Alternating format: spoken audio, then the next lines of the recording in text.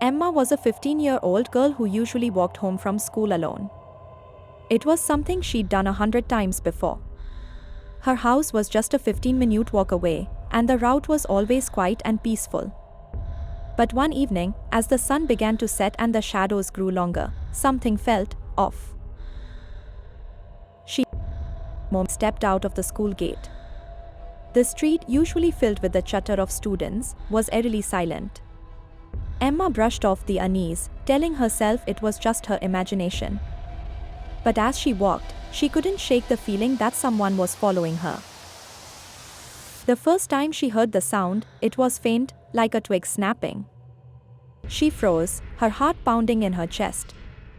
Turning around quickly, she scanned the empty street. There was no one there. She laughed nervously, shaking her head. "Get it together, Emma," she muttered and continued walking. But the sound came again. This time, it was closer. Footsteps. Slow, deliberate. She turned around again, her breath catching in her throat. The street was empty, but something didn't feel right. She started walking faster, her eyes darting to the darkening sky and the empty sidewalks around her. The footsteps matched her pace. When she sped up, they sped up. When she stopped, they stopped. Panic began to set in.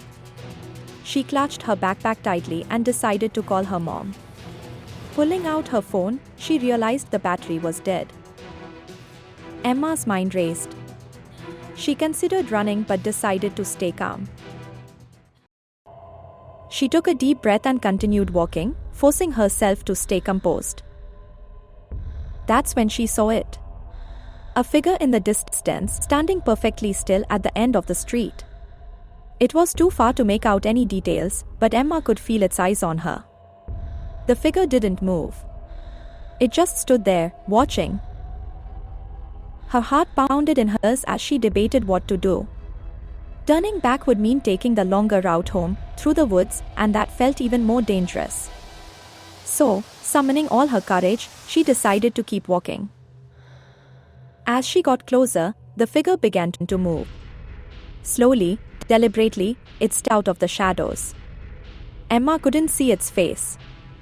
It wore a hood, and its hands were shoved deep into its pockets. Every instinct screamed at her to run, but her legs felt frozen. The figure was getting closer, and Emma knew she had to act. She turned and ran as fast as she could, her feet pounding against the pavement. She didn't dare look back. All she could hear were the heavy footsteps chasing her. She turned a corner sharply, hoping to lose her, or whatever it was. But the footsteps didn't stop. They were relentless, closing the distance between them. Emma's chest burned as she pushed herself to keep running.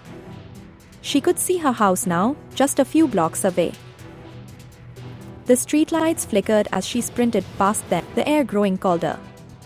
She could feel the presence behind her, so close she thought she could hear. Finally, she reached her driveway, throwing herself onto the porch and banging on the door. Her mom opened the door, startled, and Emma tumbled inside, slamming the door shut behind her. She turned to look through the window, expecting to see the figure standing there. But the street was empty. Her mom asked what was wrong, but Emma couldn't find the words. She just stood there, staring out the window, her hands trembling. That night, she couldn't sleep. Every sound, every creak of the house, made her jump.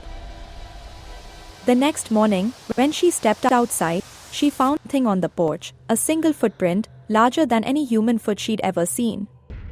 Emma never walked home alone again. And to this day, she wonders who, or what, was following her that night. But sometimes, late at night, she hears steps outside her window.